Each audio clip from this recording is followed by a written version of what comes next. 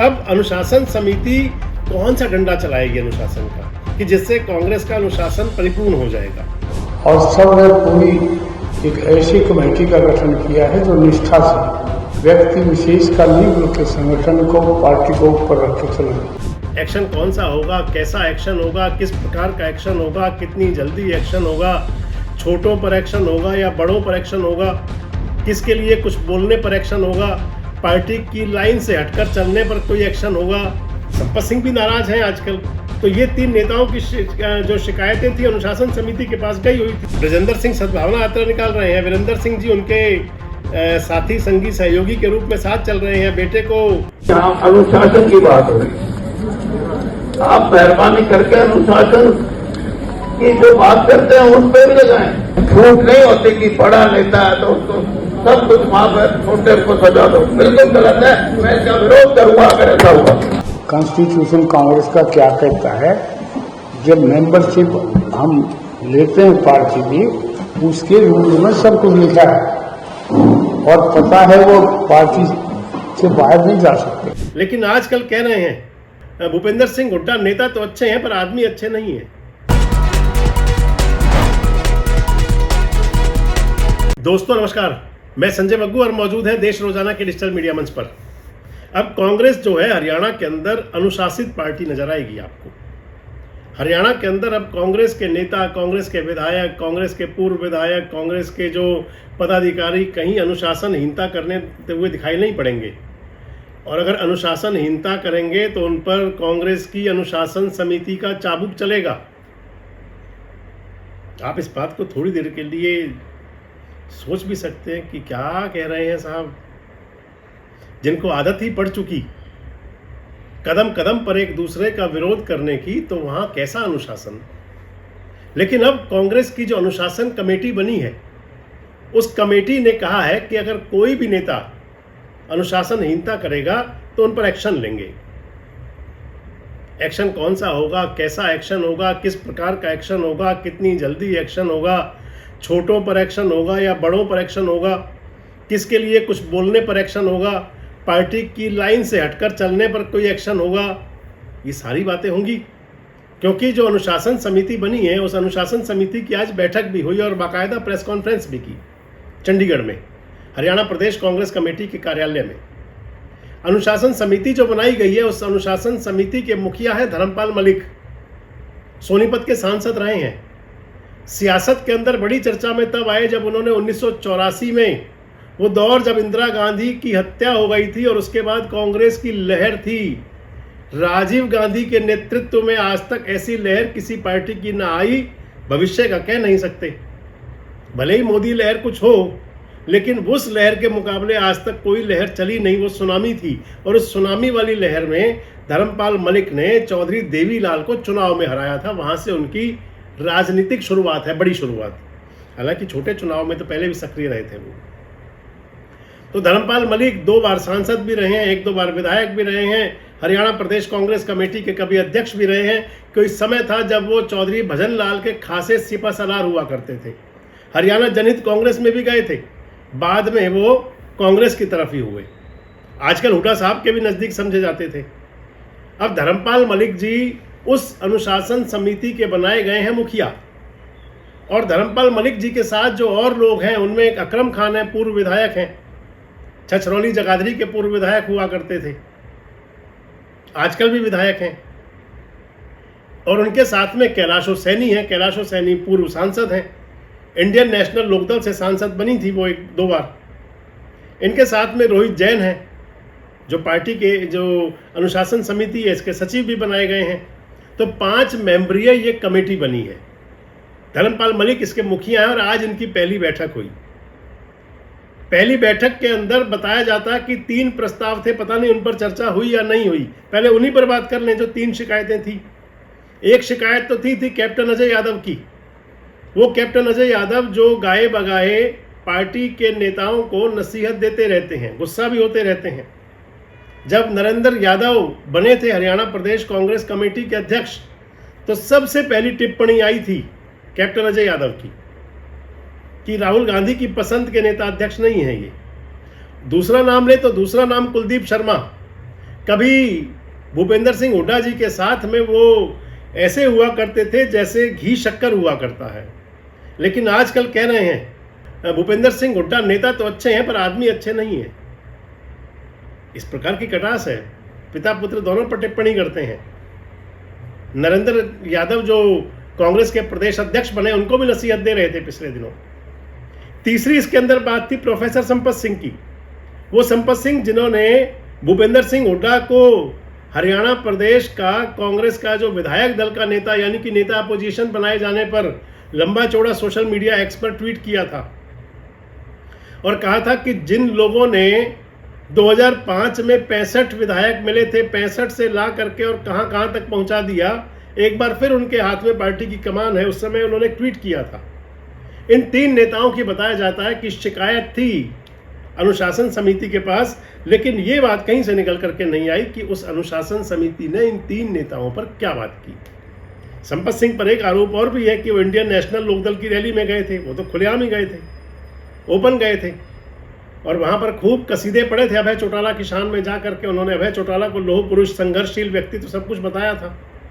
एक बार की तो लगा था कि शायद कांग्रेस को टाटा बाय बाय कह करके जो पुराना प्रेम था संपत सिंह का, पुराना प्रेम कभी भुलाए से भूलता भी नहीं। वैसे भी संपत सिंह का तो पुराना प्यार है, वो वाला प्यार जो 16 में शुरू हो जाता है।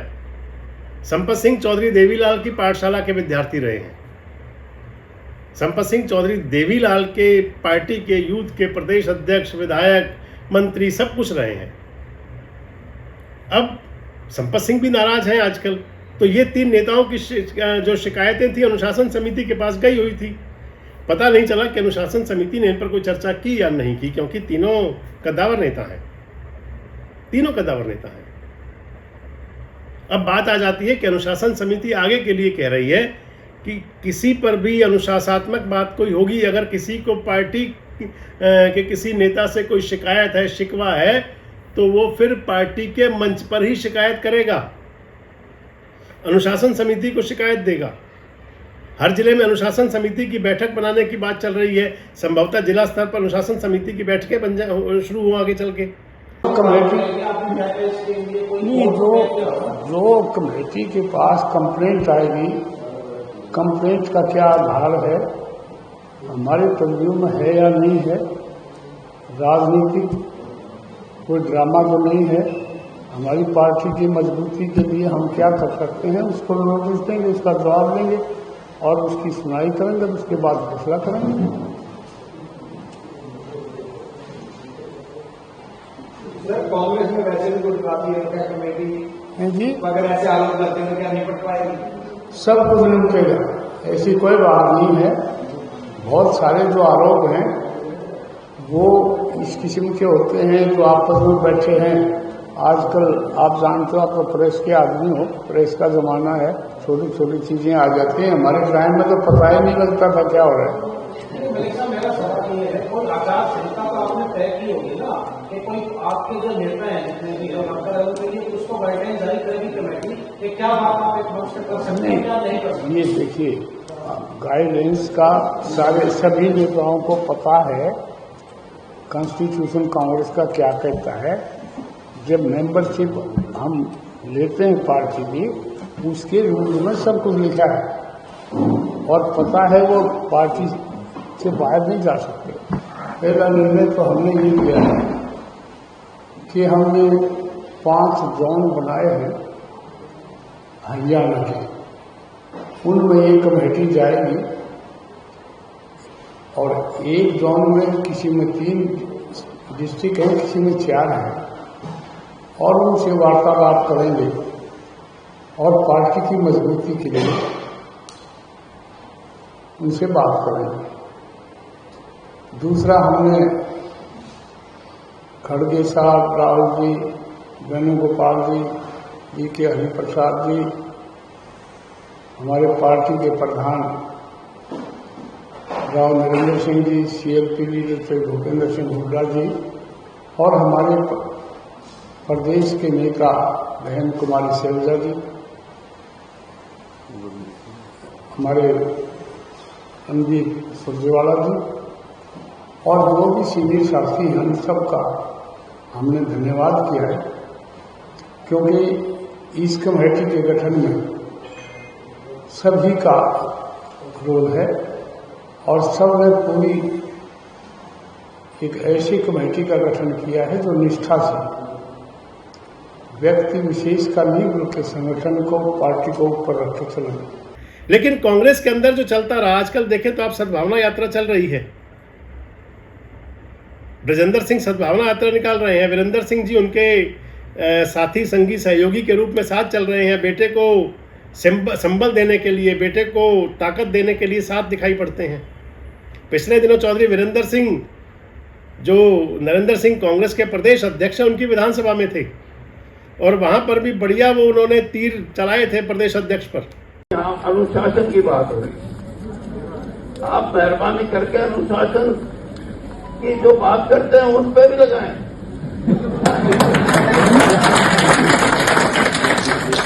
ये किसी की छूट नहीं होती कि बड़ा नेता है तो उसको सब कुछ माफ है, छोटे को सजा दो, बिल्कुल गलत है। मैं इसका विरोध करूंगा अगर ऐसा हुआ, ये कोई तरीका नहीं है। यहाँ कांग्रेस को अगर मजबूत करना है, और कांग्रेस की मजबूती भी इस बात में है कि भारतीय जनता पार्टी ने हरियाणा के लोगों का विश्वास खो दिया, और विश्वास इसलिए खो दिया कि हमारे समाज को बांटने की कोशिश की। विश्वास इसलिए खो दिया है कि धर्म के नाम पे, जाति के नाम पे ये जीत बीजेपी की दो कारणों से हुई है।